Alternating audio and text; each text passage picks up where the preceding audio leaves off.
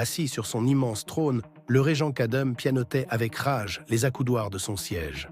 Peu convaincu par ce qu'il venait d'entendre, d'une main crispée par la colère, il serra encore plus nerveusement le pistolet à fragmentation immatérielle qu'il venait juste d'utiliser. Quelqu'un peut-il m'expliquer, dans un langage très simple, comment ce type de vol informatique est possible?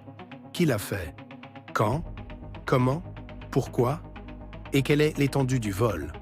Ou du moins me fournir des explications plus claires que celles de votre chef, enfin, je voulais dire, votre défunt chef.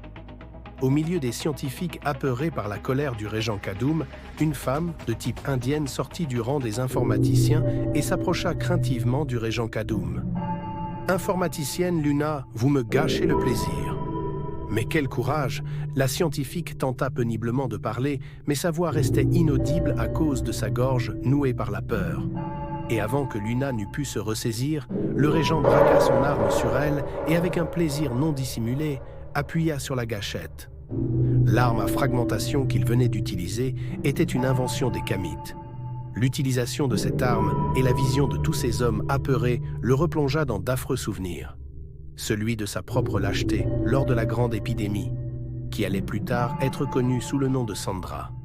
Il s'était conduit d'une manière indigne et veule avec sa propre famille, les abandonnant à une mort certaine. Déjà plus de 20 ans que cela s'était passé, mais rien ne s'effaçait de sa mémoire. Les souvenirs restaient là, toujours aussi vifs, l'imprégnant et l'accablant toujours avec autant de violence. Se tournant à nouveau vers les informaticiens, avec un sourire carnassier, il demanda « Alors des réponses ?» Sortant des rangs des soldats, une jeune lieutenant japonaise s'approcha du régent et s'adressa à lui. « Régent Kadum, si vous le permettez. »« Je vous en prie, lieutenant Yoko. Qu'avez-vous à dire ?» Grand Régent Kadum, l'ensemble des systèmes de protection Epsilon a parfaitement fonctionné, mais nous avons été piratés. » Des hackers. Oui, Régent. Je compte 5 signatures digitales bien distinctes. C'est une terrible catastrophe. Peut-être pas encore, Régent Kadum.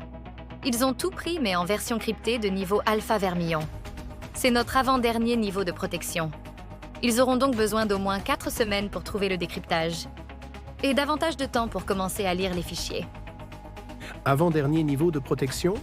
C'est quoi le dernier niveau? Le GenScan. Régent Kadum, lorsque vous consultez des dossiers, c'est votre codage génétique qui permet aux fichiers de se décrypter et ensuite de s'ordonner parmi des milliards de fichiers. Nos données sont extrêmement bien protégées, ce qui nous permettra de mener nos enquêtes et trouver et punir les coupables. Très bien, lieutenant Yoko. Après votre brillante prestation, il me semble que vous êtes la mieux qualifiée pour mener cette enquête. Je vous la confie donc. Vous me rapporterez directement les résultats de vos investigations. Sommes-nous d'accord, chef Edouard? Tout à fait d'accord avec vous, Régent Kadum. Après sa brillante présentation, j'allais justement vous recommander le lieutenant Yoko Itachi pour cette enquête. Votre décision, fondée sur votre haute intelligence, est plus que judicieuse et pertinente. Satisfait, le régent se leva et se dirigea vers un ascenseur de téléportation immatérielle, une autre incroyable invention des Kamites. En partant, il tendit une plaquette au vice-régent de Florie et lui donna ses instructions. Le commandant Ekang arrive. Il est quasiment à nos portes. Vous devez aller l'accueillir avec tous les honneurs.